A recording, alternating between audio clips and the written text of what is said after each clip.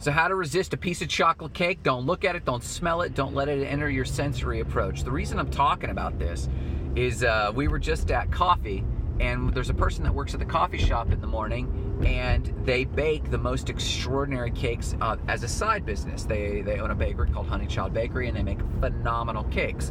Well, it just so happens that currently I'm on a major intermittent fasting kick. I don't eat till noon, so I eat at dinner around 5, and I don't eat again till noon the next day.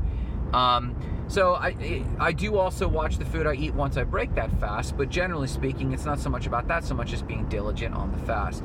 So what I've learned is if you have a habit and you don't want to break that habit, or you've had, say for example, an overeating habit and you're trying to stop that habit, the thing about it is almost all habits are massively sensory. There's massively sexual habits are massively kinesthetic. Food habits are gustatorial or like flavor and smell. A lot of negative habits that you don't want are visual.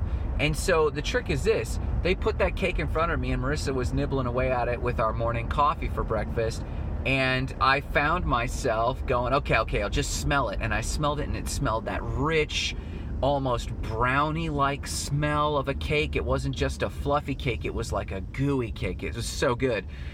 And so I had to throw the fork down. I said, oh my God. I said, I'm being sucked in. And she laughed and she said, what are you being sucked in about? I said, I'm being sucked into my senses.